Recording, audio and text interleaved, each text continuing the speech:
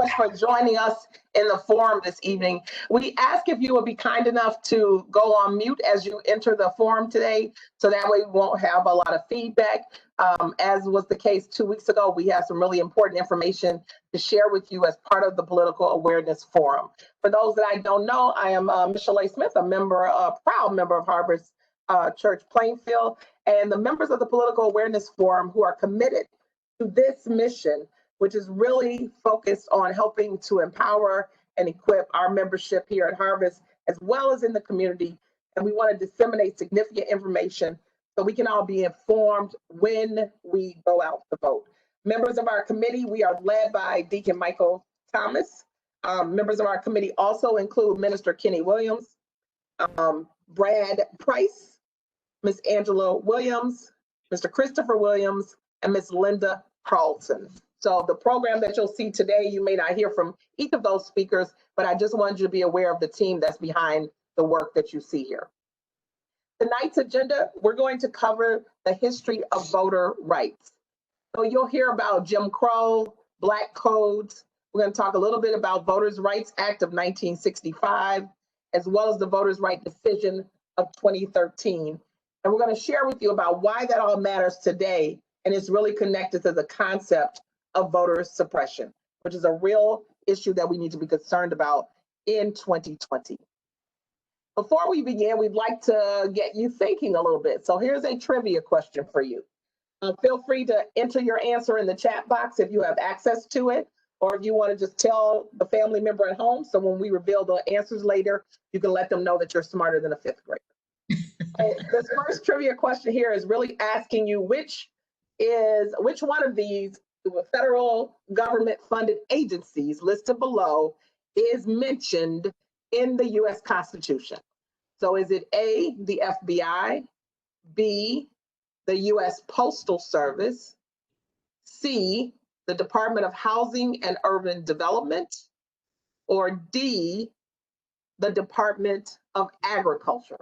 So you can just type your answer, A, B, C, or D in the chat box, and we'll give you the answers later. But we just want to know which federal government funded agency is mentioned in the US Constitution: FBI, Postal Service, Department of Housing and Urban Development, or Department of Agriculture. We will come to you later with the answers. At this point, I'd like to turn the floor over to Ms. Angela Williams to start our program. Thank you, Dr. McKinley. We're going to start off talking a little bit about Jim Crow laws, which really is a collection of state and local statutes that legalized racial segregation. If many of you don't know, Jim Crow was named after a Black minstrel show character, and these laws existed from post-Civil War era on or about 1868 up until 1968. These laws were meant to marginalize African Americans by denying them the right to vote, to hold jobs, get an education, and partake of other opportunities. Those who attempted to defy Jim Crow laws often faced arrest, fines, jail sentences, violence, and death.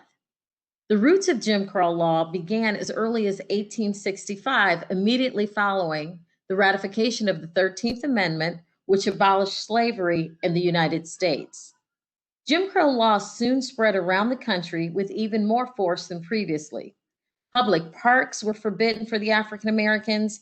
They couldn't enter along with theaters, restaurants that were also segregated. Let's talk a little bit about the Black codes.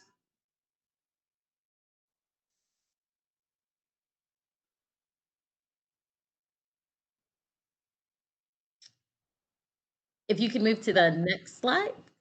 My computer is giving me a little trouble there, that's all.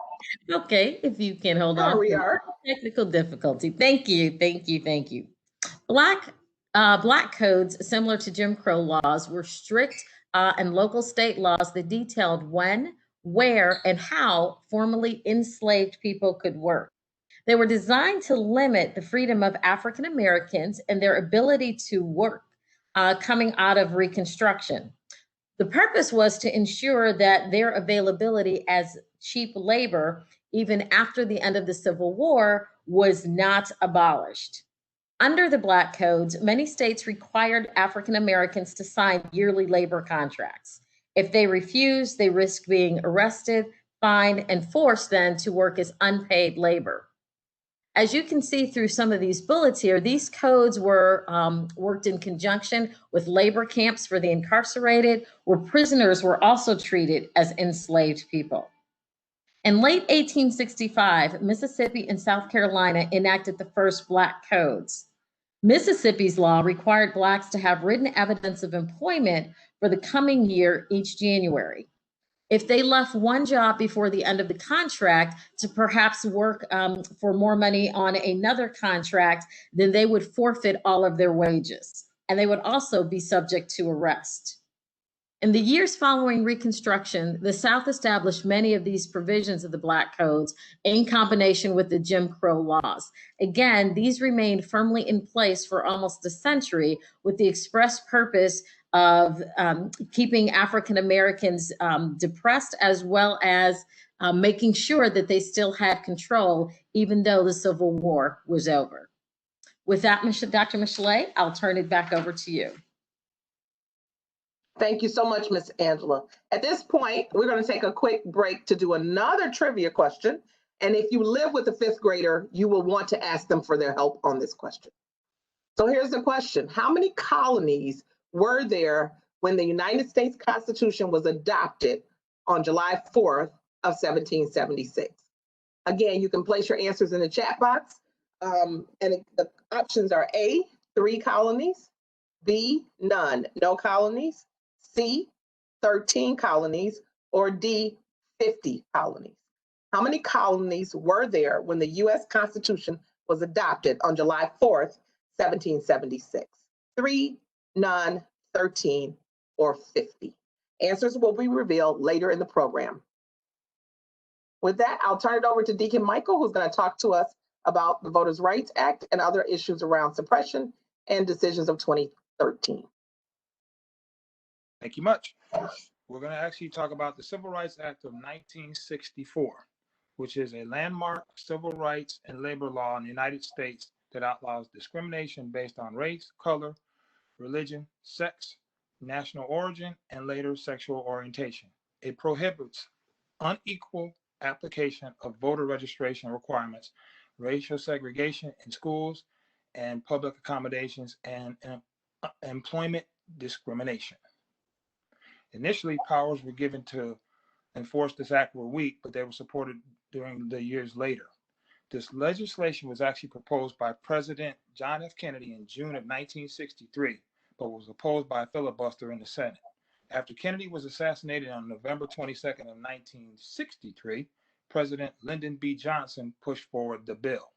The United States House of Representatives passed this bill on February 10th of 1964, and after a 54-day filibuster, it passed the United States Senate on June 19th of 1964. Final vote, 290, 130 in the House of Representatives, and 73 and 27 in the Senate. After the House agreed to a subsequent Senate amendment, the Civil Rights Act was signed into law by President Johnson at the White House on July 2nd of 1964. Next slide, please.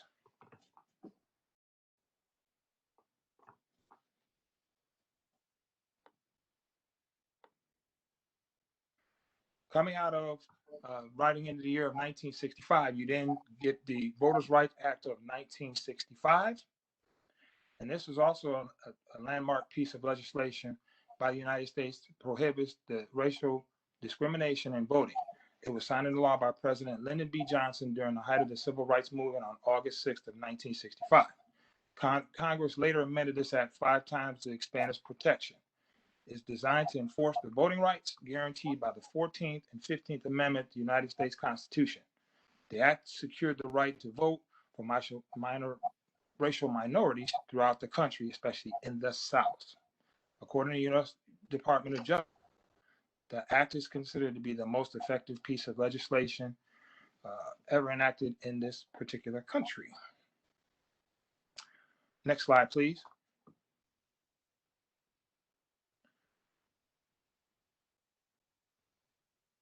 So after you have the Voters' Rights Act is actually passed, you then run into Shelby County versus Holder. That's in the year of 2013. Mentioning the previous coverages, knowing that equal rights are afforded as well as civil rights. So in this particular decision, it was a landmark decision as to where the United States Supreme Court regarding the constitutionality of the provisions of the Voters' Rights Act of 1965. What they actually did in this actual particular ruling is it came out of the state of Alabama, Shelby County, Alabama, and the actual plaintiff is actually the former Attorney General by the name of Eric Holder. The Supreme Court actually struck it down, and they stated that 5-4, that the law, the coverage afforded underneath the Voters' Rights Act of 65 was unconstitutional, reasoning that it was no longer responsive to current conditions, stating it was outdated by 40 years. The court did not strike down Section 5, but since it did cover on number 4, then Section 5 was considered to be unenforceable. Next slide, please.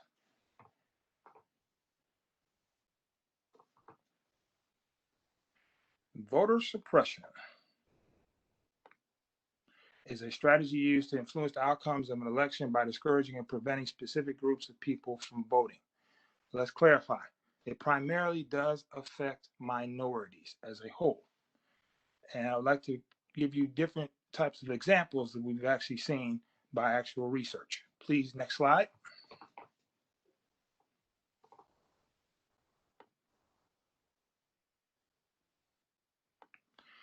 Some of the tactics that are actually used as far as voter suppression include voter registration problems, there are voter purges, strict ID voter laws and ballot requirements, and voter confusion.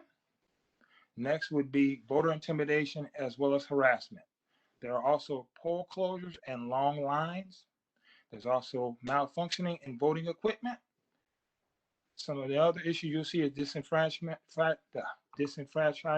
of justice-involved individuals. Finally, they also use gerrymandering, which is the practice intended to establish an unfair political advantage for a particular party or group by manipulating district boundaries or an electoral consistency. Next slide, please.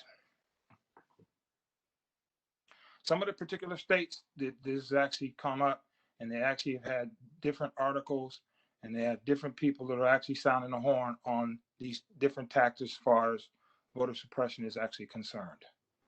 In the particular state of Kansas, you had then the Secretary of State by the name of Chris Kobach, who actually discriminated against Latinos, stating that they had to actually prove through voter suppression tactics as far as IDs, and they had to prove citizenship in order to vote.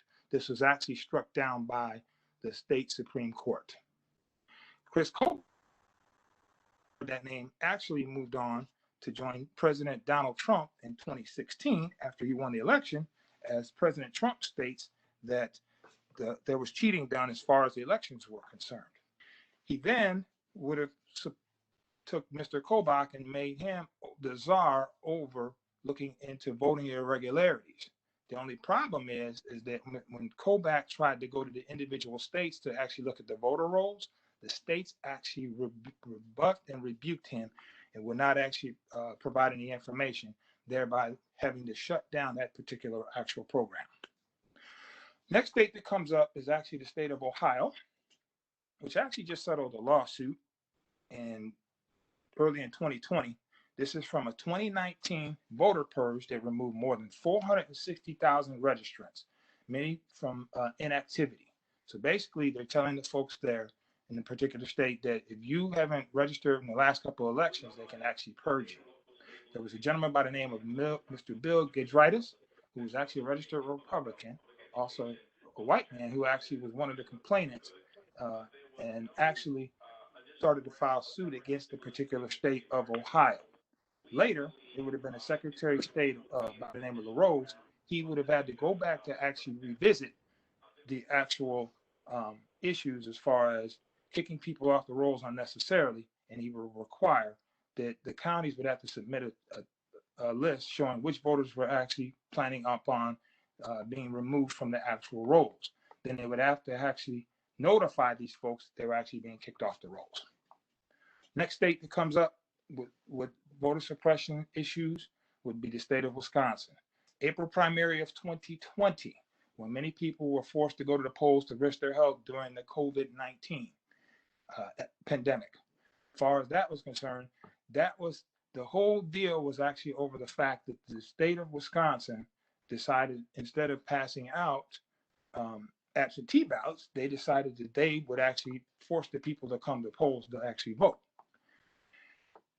This whole debacle was actually over a Wisconsin Supreme Court state seat, where a conservative judge actually lost his seat to a liberal challenger by more than 163,000 votes. As a comparison, there was a previous seat also in the Wisconsin State Supreme Court, which was decided last year just by 6,000 votes. Next state that comes up as far as voter suppression issues is actually from June of 2020, where they actually set primary records for voting turnout, but had these particular key issues that actually came out. There were actual felons that actually could not access their voting status throughout the state, despite the fact that the current governor, Angie Brashear, signed an executive order restoring the rights of more than 100,000 different people that actually had felony records. They also ended up closing polling places, and they actually only had one particular polling place for 660,000 registered voters in the city of Louisville. This is where more than 1.5 of Kentucky's Black voters actually reside. There were also complaints of thousands of residents requesting absentee ballots multiple times, sometimes to no avail. The county clerk had also failed to adequately inform residents of polling changes.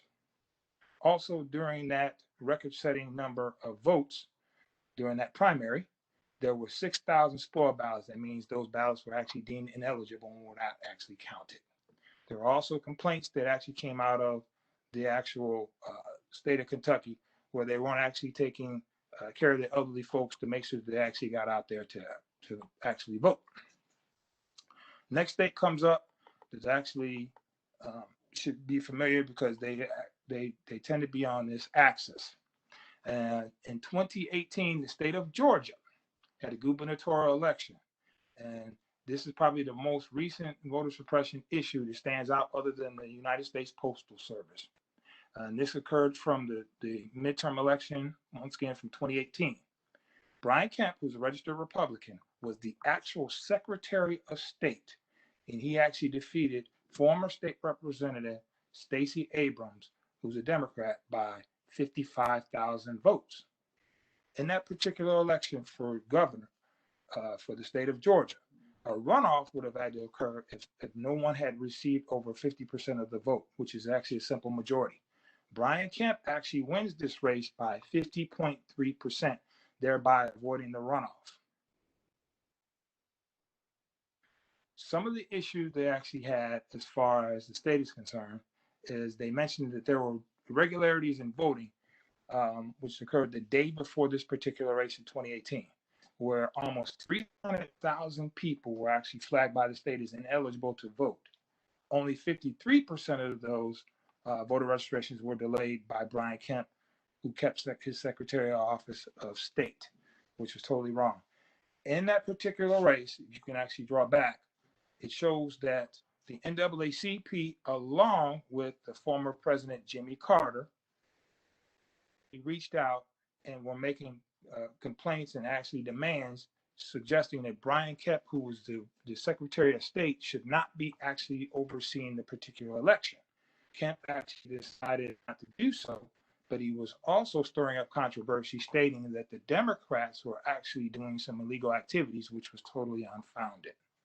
This actually had to go back through the actual courts, and a federal judge had to actually allow those 300,000 people to make sure that they were actually counted the day before the particular election. This state of Georgia also comes up as has been named as a battleground state. And there are two particular Senate seats that are actually up for this general election. The state has leaned Republican for years, as Bill Clinton in 1992 would have been the last Democratic presidential election candidate that would have actually won that particular state. Also, the last time a Democrat would have actually carried this particular state would have been Senator Max Cleland from 1997 to 2003, as he's the last Democrat to serve full-time in the U.S. Senate. This last Democrat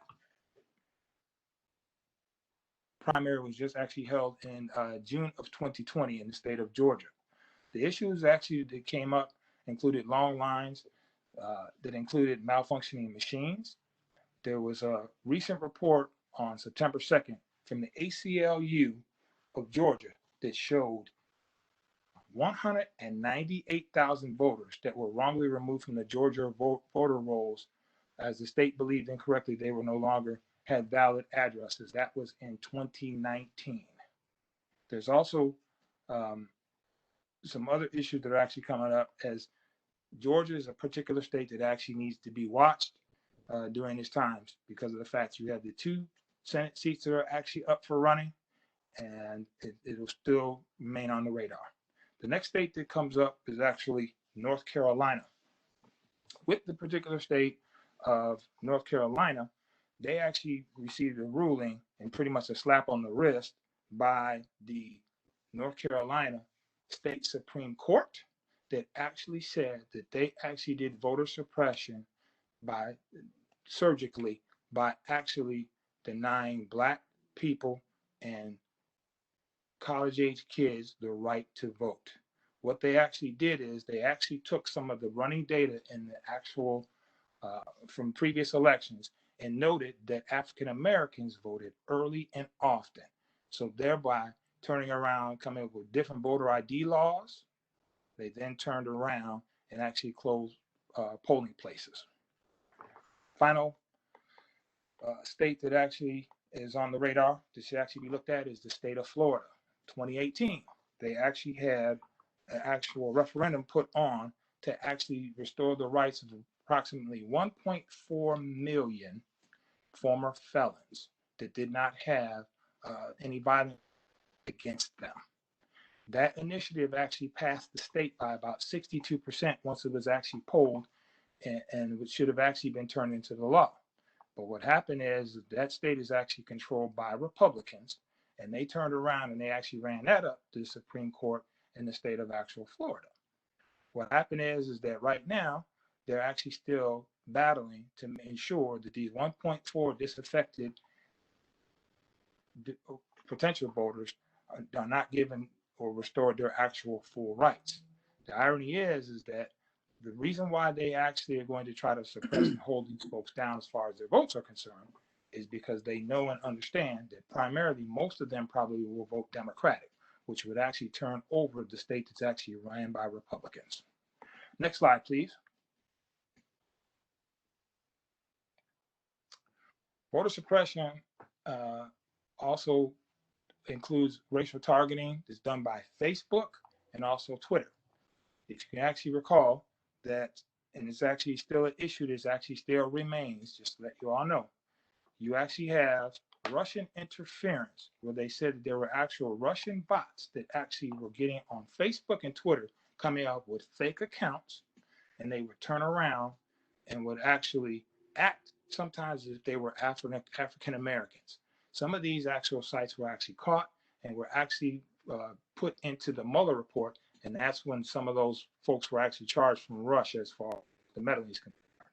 Currently, you have the DNI, he's the Director of National Intelligence, who's actually now saying that they have reports that the Russians are still actually meddling in the particular races as far as voter suppression is actually concerned, but they've decided that they would actually send a report to Congress instead of going there to actually give statements in front of Congress and testimony. Final thing is actual robocalls. Just to let you know, robocalls are technically legal calls that are actually made to actually solicit as far as elections are concerned. There was actually just a recent article which actually just showed up. And it actually states that in Time magazine, that in the city of Detroit, Michigan and Chicago, Illinois, that there are illegal robocalls going out to actually disenfranchise voters. What they're actually stating in some of these calls is they tell the folks that if you are a former felon, they will actually figure you out. And if you actually decide to vote in this particular election, you can actually be arrested in doing so. So far as this presentation on looking at voter suppression and looking at civil rights, we want you all to understand and to know that there's a lot of things going on. Try to keep your head to the ground. Make sure that you're actually voting. Make sure that you actually get yourself in the position that you know that these elections are actually very important at this time. Thank you very much. And I turn it over to Dr. Michelle Smith.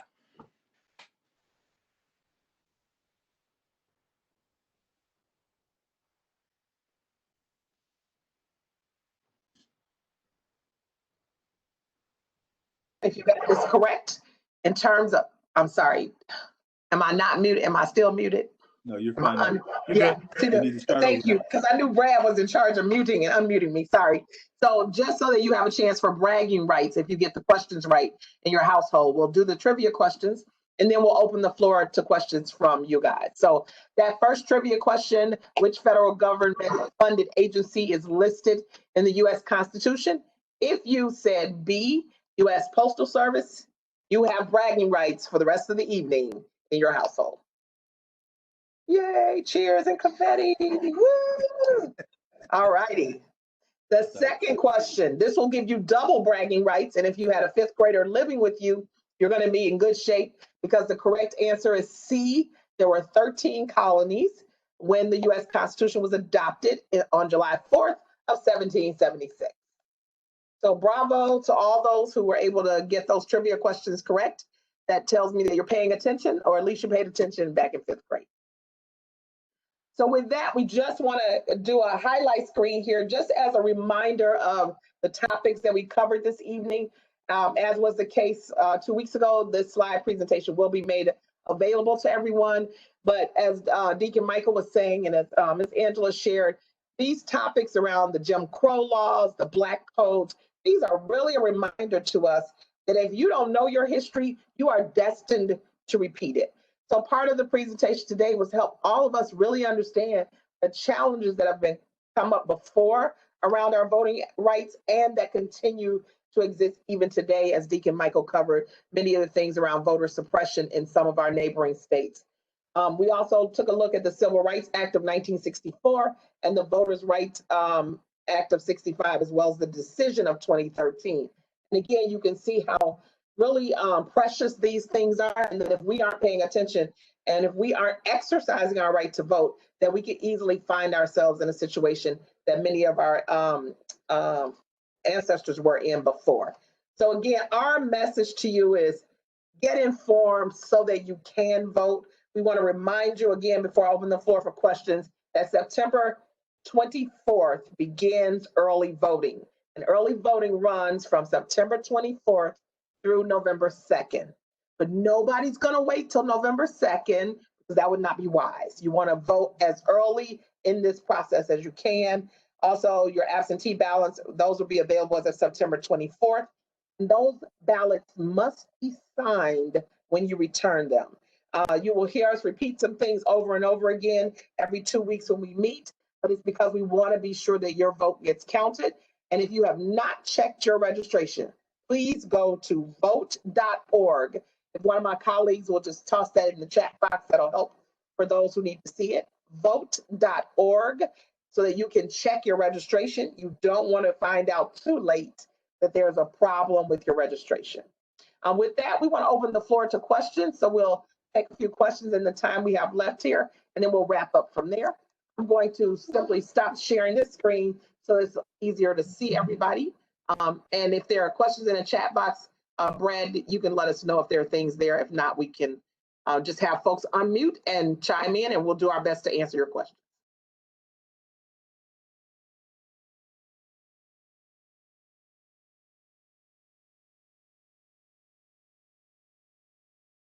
Brother Price, do we have any questions in the chat box at all? I see a hand. Miss Washington. Yeah, I have a question. Yes, ma'am. Just make sure that we're okay. When we were in Illinois before we left, we did our census. That was maybe the end of maybe like October of 2019. Then we left, and now we're here in South Carolina. We have registered to vote. When we did our license, they asked us if we wanted to register, and we did. We did, and we have our voters registration card. But now with the census, do we have to do the census here as well? No, for clarification's sake, you only do the census one time. So you've Okay. actually done it here. You've actually done your duty. Okay. Understanding the census didn't start until 2020. So if you did it you couldn't have done it in 2019. So if you moved down to North Carolina prior to 2020, you need to do the census. So we do need to do the census. If you moved down to North Carolina prior to 2020, you need to do the census. It didn't become available until 2020. We moved in April of 2020. The census would have been out by March of 2020. Right. So that's what Chris is saying. So the question is, did you fill it out before you left? I did something online before I left because they sent me the information and I did something online. I don't remember, but I know it was related to the census. I can tell you this, when you actually do your census, you have to actually put in a code. So if you try to go back to do your census after you've already completed, it will not let you back in because it's actually coded, just to let you know. Okay. All right. Thank you. Hello, team. Pastor Sam, how you guys doing this evening? Hey, Good evening. Good evening. Just quick question. We spoke on Sunday about the number of judges, the judge seats that have taken place over the past 2 to 4 years. Does any of those judges' appointments have any impact on voter suppression? So I'm going to ask Brother Christopher to take that question, but I'll do, Pastor Sam, you gave us a great commercial because in 2 weeks, the topic we will be covering is Here Comes the Judge. So we're going to be talking about poll judges and what's on the Illinois ballot, including what to look for when you're electing judges. But just briefly, Brother Christopher, do you want to answer that question? If you're talking about federal judges, they definitely have an effect on voting rights and voter disenfranchisement because they'll be the ones interpreting the laws, especially those on the appellate court. And so I believe President Trump has appointed some 200 judges to the appellate court, and that's where most of the laws are, eventually made. Because you have to remember, the Supreme Court only hears, 20, 30 cases a year.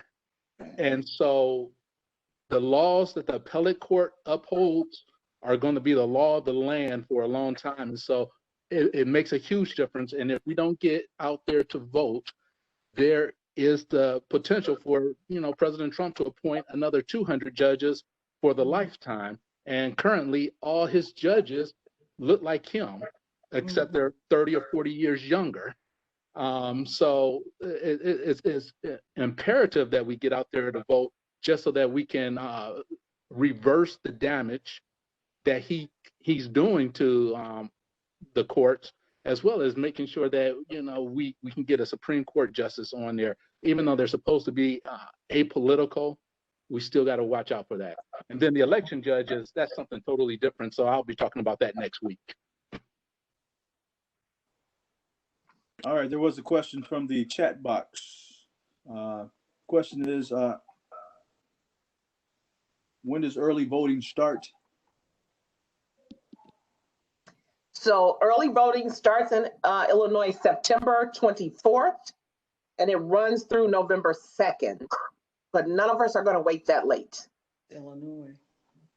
All right, and Illinois, September 24th is her. And there was another question. What does landmark mean? Oh, Sister Groundbreaking. Angela, do you want to mention that? I saw you answered in the chat box, but do you want to speak? Sure, sure. We had, Brother Mike had talked about landmark cases. And again, landmark case means a case that has wound its way through the courts and set a precedent, meaning it's notable because it significantly changes the law on a particular topic. So you'll hear that term landmark decision or a landmark case. All right. Also from the chat box, is there a site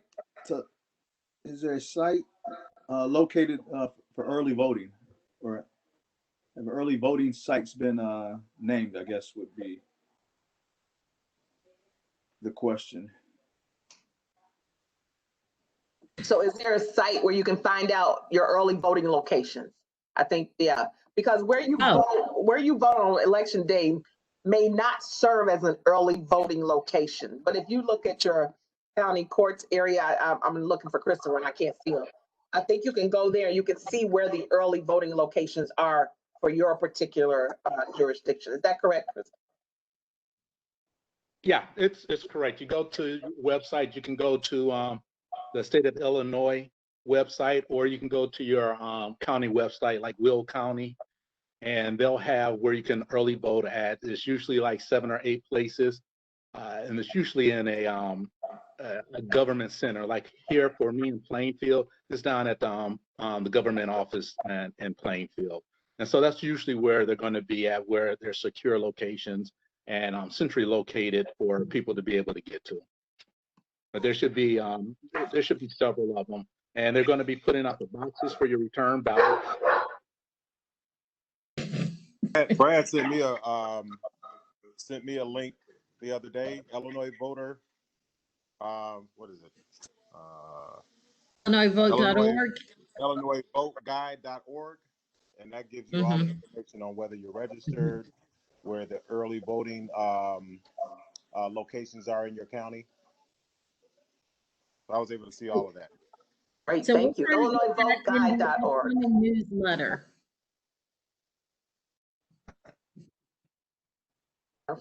The county clerk's offices also have the locations of those lock boxes for dropping ballots, the ballot boxes.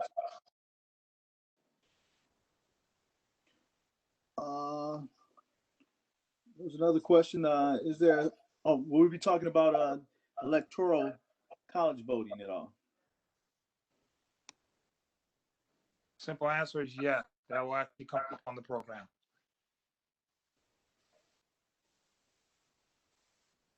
All right. Yeah, I wanted to add an example of voter suppression that happened right here in Palatine. The village of Palatine wanted to use their police department as a site for the early voting, and the local chapter, the DuPage chapter of the NAACP, fought that and was able to get them to use a civic center as a site instead. So just an example of voter suppression. Obviously, some people weren't going to feel comfortable going to a police department to vote. I think recently we've seen a lot of NBA teams and sports teams using their play facilities also to help with early voting as well as election day voting as sites where people can come to. So again, I think Christopher talked about it and we'll talk about it going forward. But as we get closer to the day of voting, I think, those sites that we've talked about will have locations where people can go and safely vote. And again, in a way that is not seen to either be suppressive or intimidating, like a police station. And I would also urge us to think about ways of getting people to the polls. Yes, thank you, Brad, for that. We have about 3 minutes left, so we want to honor your time. We want to check to make sure if there are any other questions that we answer them. But we also want to point out to what Brad was leading into. What can we do to make sure that we get people to the polls? And our bishop, we're lucky that we have really good leadership, also helped us to remember that there is a poll worker shortage, especially in the midst of this pandemic. And so we are really looking for folks that are willing to come together. How can we pull Harvest and Harvest Friends and maybe get a recruitment target for ourselves? We can talk about this a little bit more at the session in a couple of weeks, but we want you to be thinking about that, because as the saying goes, if you're not part of the solution, you are definitely part of the problem, and we don't want to be that person. So I was on a call last week, and I recently learned that even 16-year-olds can be poll judges as long as they declare their party affiliation. So there's lots that we can do. And for this year, Governor Pritzker has declared November 3rd holiday for K through 12 and universities. So if we're able-bodied and we work at a university or a school, or we're children in school, that day will be available for us to be a help. So we really want to be thinking about that as well. So we've got about 2 more minutes. I just want to check, are there any other questions or any other comments that anybody wants to add?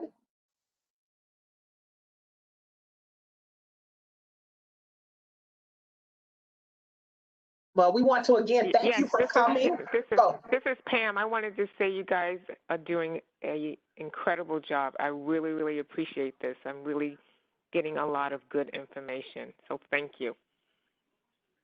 Thank you. We appreciate you guys being here. It means a lot. And this is really how we can make the difference, by pulling together. So we're excited about that. Mark your calendar, September 22nd, same place, same bat channel, 7 p.m.